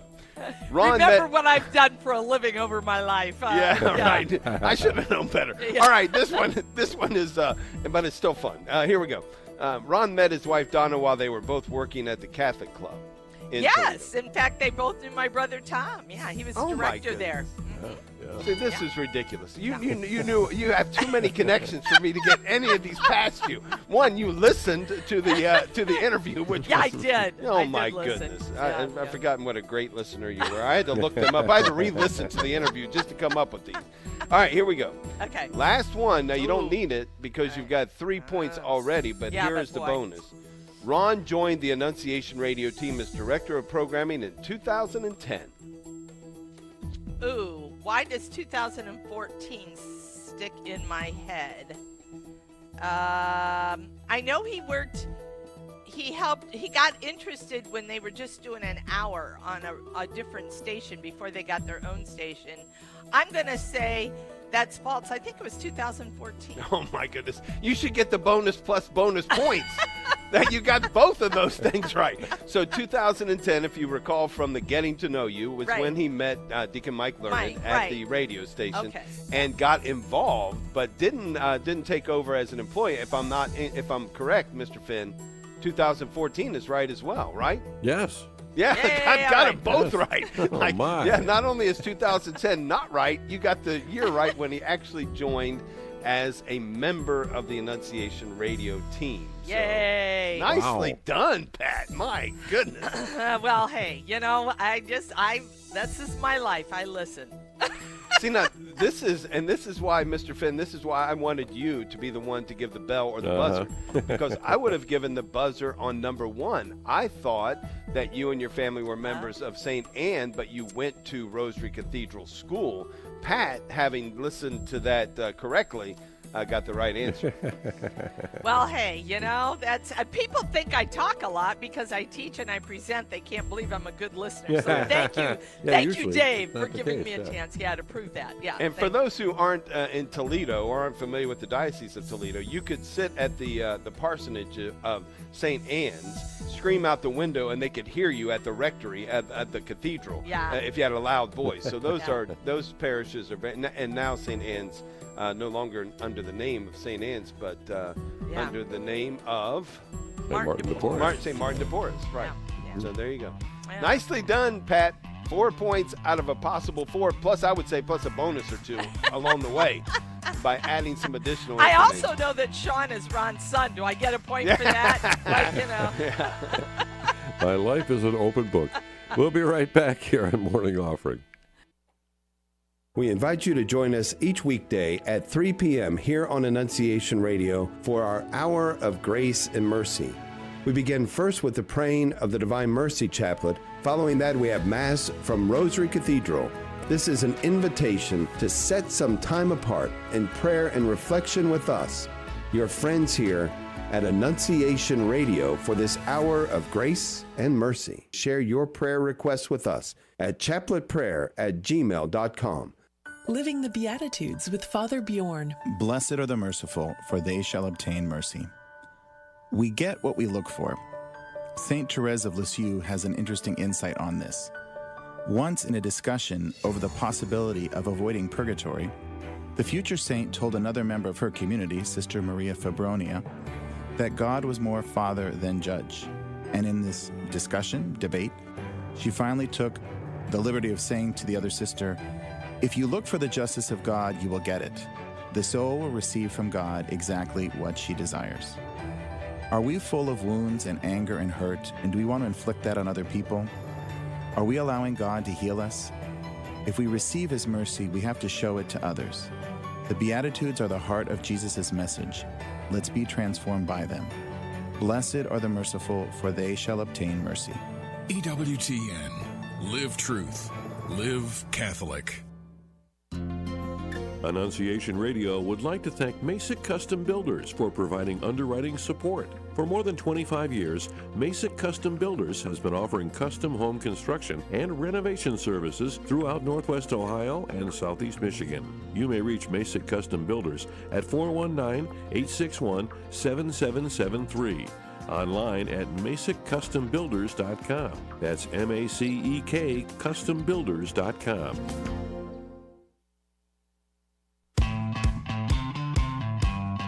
Welcome to Morning Offering with Ron, Dave, and Pat.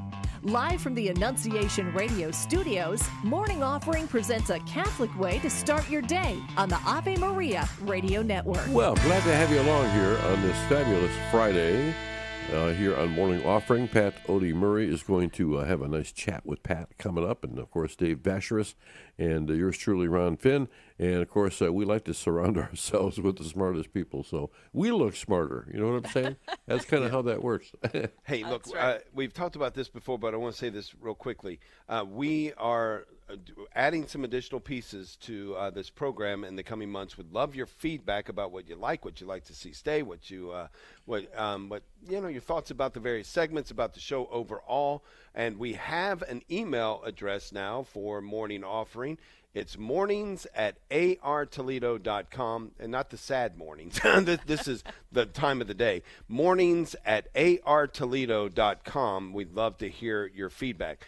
Right now, we're about to have a fabulous conversation because it's time to pick a pop check. And you say, how would you know? You don't even know which pop check. They're all fabulous. That's why. Yeah, that's right. And we love it when we put them on the spot, too. And look at there. It's Jacob. It's Jacob Popcheck. Good morning, Jacob. And I know this morning you're going to be talking about the 4 steps to being authentically assertive in a Christ-like way. Good morning, Jacob. Good morning. Yeah, it's wonderful to be here. I'm excited to talk with all of you. Looking forward to this conversation, Jacob, because we think we're almost, as followers of Christ, we think we're almost forbidden to be assertive. You know, we always have to take that lower seat and all that, but there is an authentic assertiveness that is right for the Christian to follow, right?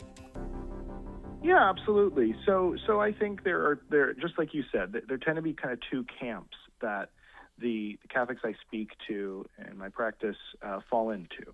One is what you just mentioned, right? This sort of passivity, right? This cultivated keeping my head down, which we confuse as being parallel to Christ's meekness, right?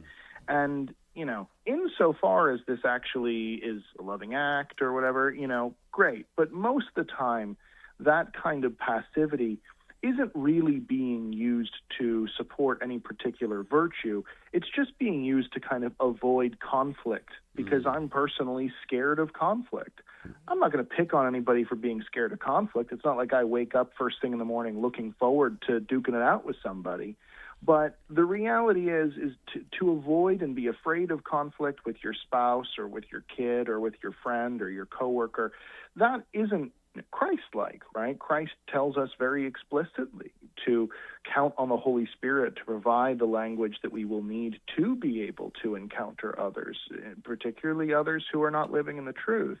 And, to kind of hide behind, a false meekness to justify our own fear and passivity, that's not letting the Holy Spirit have room to work in us.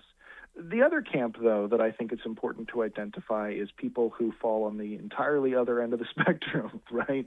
Folks, these folks, sort of say things however it comes naturally to them. They sort of blurt things out. They can be very unkind. They can be very offensive. And if you dare to call these people on it, they say, well, I'm just speaking the truth, and I'm allowed to speak the truth. Right, and what I want to call out is just in the same way that first group are not being authentically meek, they're just being passive. I would say that the second group, respectfully, they're really committing the sin of pride. Right, there's no humility in that statement. Right, the virtue of humility dictates that even if I feel like I'm following the truth, in this case of our Catholic faith, I need to leave the door open to the possibility that as an imperfect fallen creature, I've misunderstood some aspect of it, or there is some aspect of it I could convey better. So, to be able to leave that door open for, hey, this is what I think is the truth, but I could be wrong about A, B, and C is important.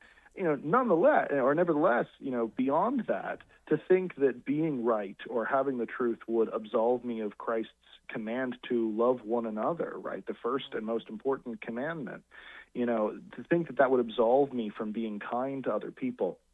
Again, really an act of the sin of pride. So we don't want to fall into either of those two camps. And that's why I tend to suggest sort of 4 key pieces that I think help us to be not passive, not aggressive, but assertive in a Christ-like way that ultimately leads to greater connection and unity in the body as opposed to splitting us apart, either because I'm keeping my head down and avoiding you because I don't want to fight with you, or because I'm yelling at you and being mean in the name of truth and pushing you away.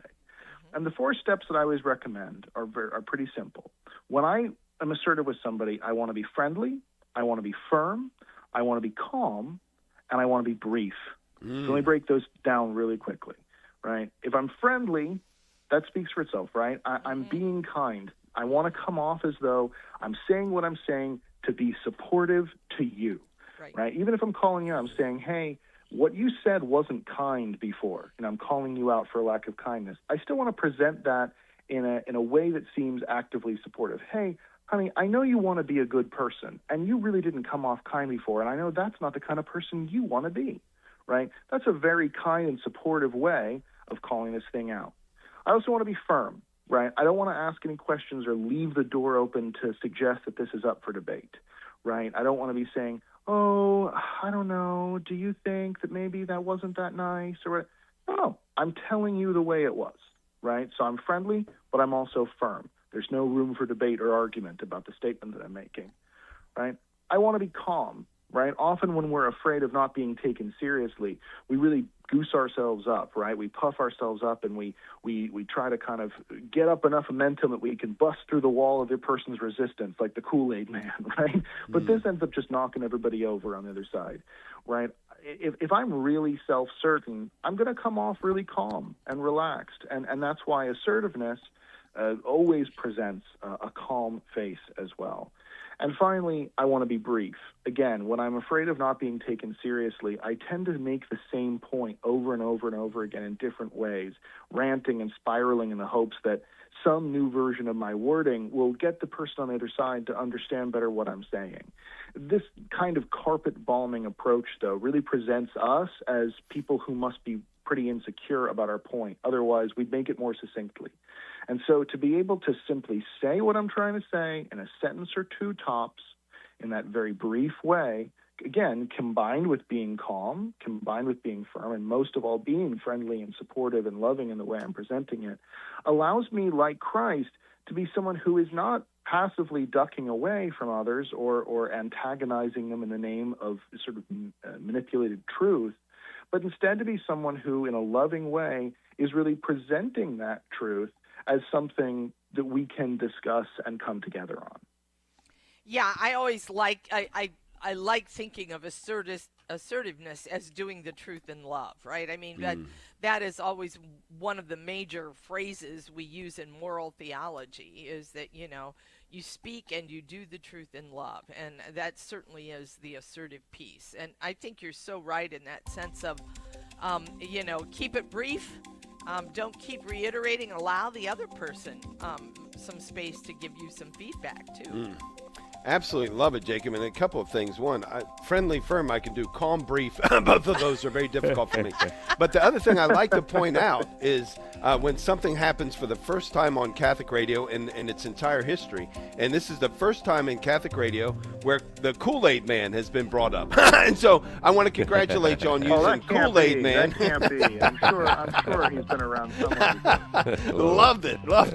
Absolutely fabulous information. Thank you so much, Jacob. More to Life coming up, at 10 o'clock today, so be listening for that. Jacob Popchak, thanks for this. We picked a great one today. My name's Father David Kidd, Director of Dawson Priestly Vocations for the Diocese of Toledo, and I'm here to pray with you today for vocations. In the name of the Father, and of the Son, and of the Holy Spirit. Amen. O God, who chose the apostles to make disciples of all nations, and who by baptism and confirmation have called us to build up your holy church, we implore you to choose among us, your children, many priests and religious who will serve you with their whole hearts and will gladly spend their lives making you known and loved by all. Through Christ our Lord. Amen. Hail Mary, full of grace, the Lord is with thee. Blessed art thou amongst women, and blessed is the fruit of thy womb, Jesus. Holy Mary, Mother of God, pray for us sinners, now and at the hour of our death. Amen. In the name of the Father, and of the Son, and of the Holy Spirit. Amen.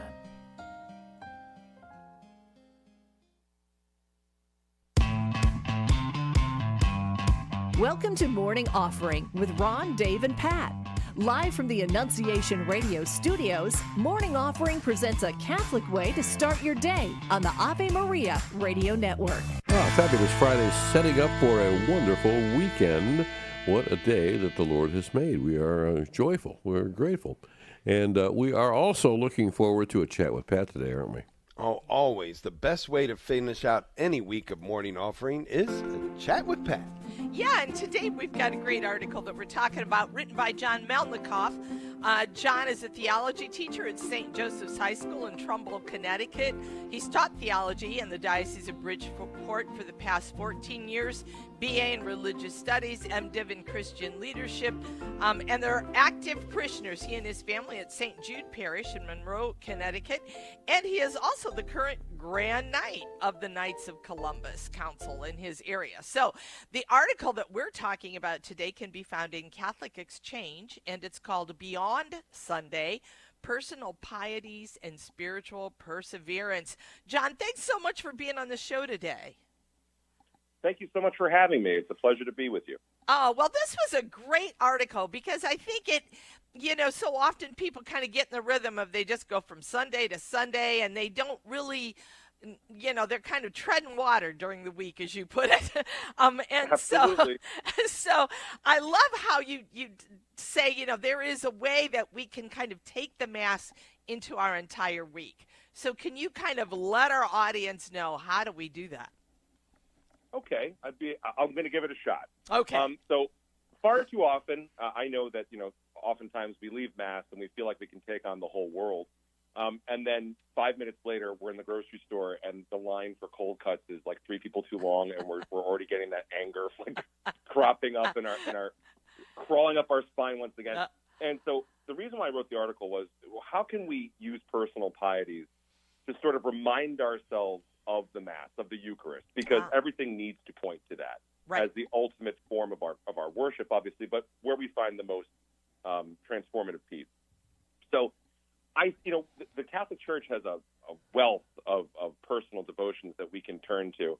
And I think what's really cool about them is it's not like you're shopping around for one that works for you necessarily, but it's sort of in the same way it kind of is. So what I encourage people to do is to look into the devotions that are propagated by the Catholic Church, to see which one works for them, see which one is very user-friendly for them, just to kind of remind them who they belong to kind of give them a little bit of that joy that comes from being at Mass and receiving the Eucharist just throughout the course of a week.